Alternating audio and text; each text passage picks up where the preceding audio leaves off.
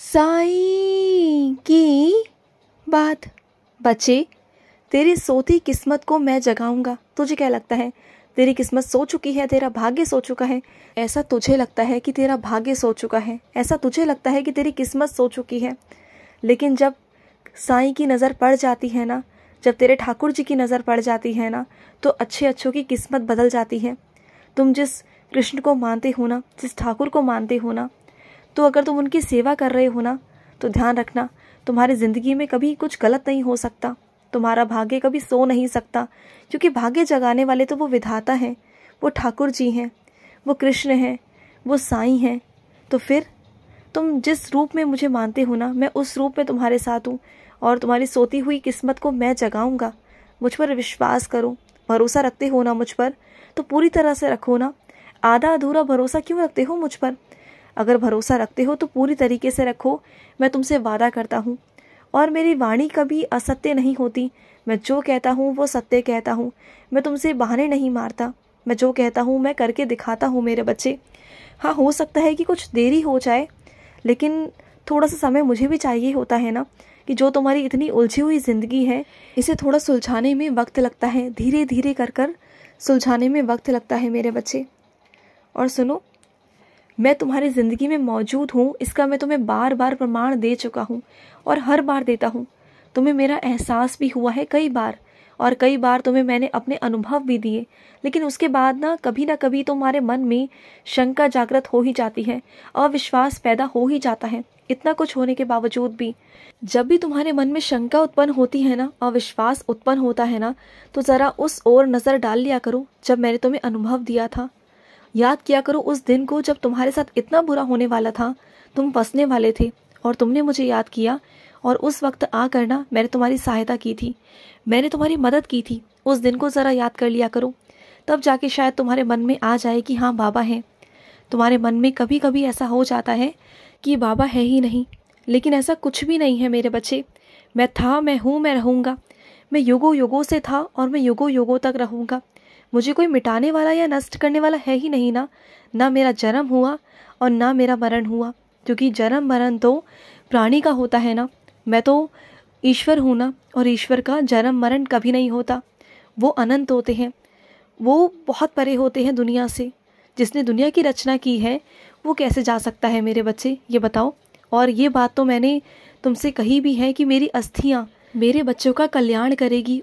और इसका सबूत भी चाहते हो ना, तो जाओ जाकर साईं का चरित्र पढ़ो, तुम्हें समझ में आ जाएगा। मैं उसमें साफ साफ मैंने लिखा है कि मेरे बच्चे मुझ पर भरोसा करो, मुझ पर विश्वास करो, मेरी अस्थियाँ तुम्हारा कल्याण करेंगी और मैं तुम्हारे साथ रहूँगा, हमेशा रहूँगा। और सुनो, अगर कोई बुरी आदतें ना तुम पर लगाने की कोशिश करे, तुम पर थोपने की कोशिश करे ना, वो चाहे कि तुम भी वैसे बन जाओ जैसे कि वो है ना, तो ऐसे लोगों का साथ ही छोड़ दो। ज़रूरी नहीं कि तुम उसका अच्छा करने के लिए उसके साथ रहो। अगर वो तुम्हें बुरी आदतें लगाने वाला है ना, या तुम्हें ऐसा आभास हो रहा है कि उसके साथ रहकर तुम्हें गंदी आदतें लग रही हैं, बुरी आदतें लग रही हैं ना, तो ऐसे लोगों का साथ छोड़ दो। क्योंकि तुम मेरे बच्चे हो और मेरे बच्चे कभी कुछ गलत नहीं कर सकते। उनके साथ रहोगे तो कहीं ना कहीं तुम्हारे अंदर भी ना वो चीज़ें आ जाएंगी। और जो तुम्हें एहसास करा रहा हूँ वो मैं करवा रहा हूँ कि तुम जो साथ हो ना उनकी, वो गलत है। उनकी संगति छोड़ दो, चाहे वो कितना भी अपना क्यों ना हो तुम्हारा, लेकिन ऐसे लोगों की संगति छोड़ दो जो आगे चलकर तुम्हारे भविष्य को ही नष्ट कर दे, तुम्हारे भविष्य पर उंगली उठा दे, तुम्हारे चरित्र पर ही उंगली उठा देना। तो दूर हो जाओ ऐसे लोगों से, बिल्कुल दूर हो जाओ। चाहे वो रिश्ता तुम्हारा कितना साल पुराना ही क्यों ना हो, कितना ही अपना क्यों ना हो, दूर हो जाओ ऐसे लोगों से। और सुनो, कुछ मेरे बच्चों के पास में रामायण है, कुछ मेरे बच्चों के पास में भागवत गीता है, तो तुम पढ़ते क्यों नहीं हो? वो रखी रखी बस उसमें धूल मिट्टी जम रही है, क्यों नहीं पढ़ते हो तुम? अगर तुम्हारे पास समय नहीं है तो समय निकालो ना। मैं तुमसे एक चीज़ पूछना चाहता हूँ कि जब से तुम पैदा हुए हो और जब तक तुम्हारी सांसें हैं, तब तक क्या तुम्हारे पास समय होगा? कभी ऐसा लगेगा कि तुम्हारे पास समय है? समय तो मेरे बच्चे आखिरी सांस तक नहीं होता। मुझे ये करना है, मुझे वो करना है, इतने सारे काम, इतनी सारी जिम्मेदारियां हो जाती हैं कि इंसान चाह कर भी ना अपने लिए समय नहीं निकाल पाता, ईश्वर के लिए समय नहीं निकाल पाता। लेकिन जो निकालता है ना, फिर ईश्वर उसके लिए समय निकालते हैं, फिर ईश्वर उसका कल्याण करते हैं। तो तुम्हें समय निकालना होगा, कहीं ना कहीं से कुछ ना कुछ चीज़ें ऐसी करो कि आगे पीछे हो जाए और तुम मेरे लिए समय निकाल सको, रामायण का पाठ कर सको, तुम भागवत गीता पढ़ सको। मैं नहीं कहता कि तुम 1-1 घंटा पढ़ो, चाहे 10 मिनट पढ़ो, 5 मिनट पढ़ो, लेकिन ईश्वर का नाम स्मरण करो, उनके चरणों में बैठो एक बार। अगर भागवत गीता तुम्हारे पास है ना, तो वो तुम्हारी ज़िंदगी का सार बन सकती है, क्योंकि वो ज़िंदगी का सार है। तुम्हें रास्ते आसान दिखा सकती है, चीज़ें हो सकती हैं तुम्हारी ज़िंदगी में। करके देखो, जहाँ तुम उलझ रहे हो ना अपनी ज़िंदगी में, वहाँ से तुम बहुत आसानी से ना सही रास्तों से और सही तरीके से वहाँ से निकल जाओगे। तो तुम करके देखो एक बार। जो चीज़ तुम बहुत दिनों से सुलझा नहीं पा रहे, वो चीज़ें वहाँ से सुलझ जाएंगी, क्योंकि जब ईश्वर का आशीर्वाद हो जाता है ना, उनकी कृपा हो जाती है, उनकी रहम नज़र हो जाती है ना, तो सब कुछ आसान होता चला जाता है। वो तुम्हें समझ में नहीं आता, लेकिन होता है, बहुत आसानी से होता है।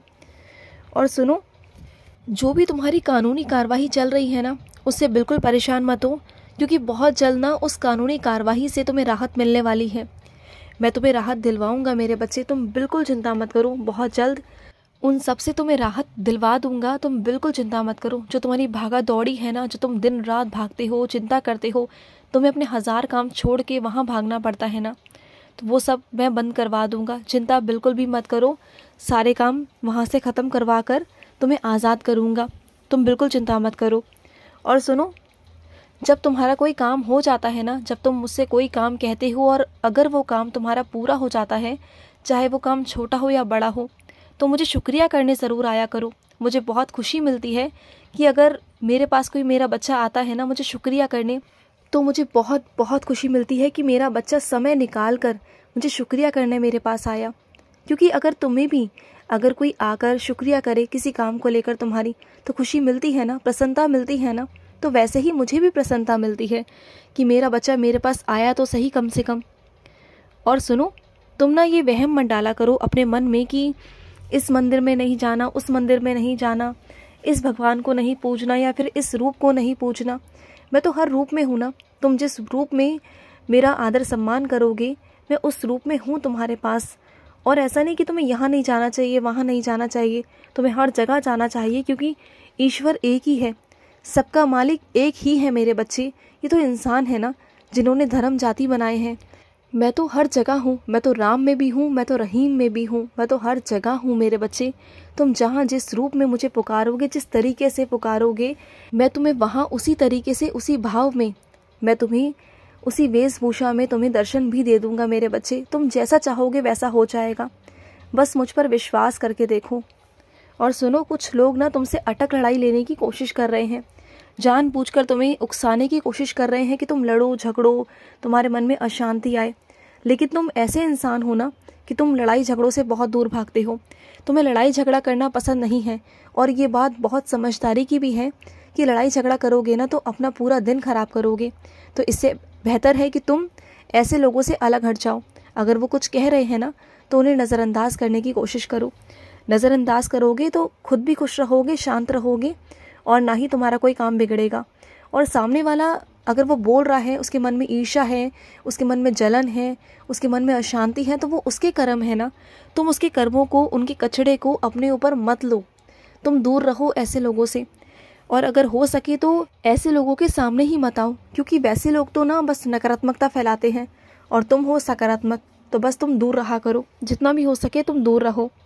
और सुनो, कुछ चीज़ों में ना दिमाग लगाने की ज़रूरत नहीं है, बहुत आसान है और तुम्हारे सामने है वो चीज़ें, सब कुछ तुम्हारे सामने है, सारी सच्चाई तुम्हारे सामने है। बस बात इतनी सी है कि तुम्हें गुमराह किया जा रहा है, तुम्हें बातों में घुमाया जा रहा है।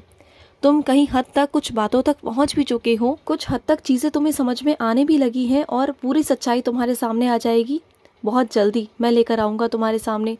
बस कुछ लोगों से बच के रहो, हर किसी की बात पर भरोसा करने की ज़रूरत नहीं, बस खुद देखो, खुद सुनो, तब जाके विश्वास करो।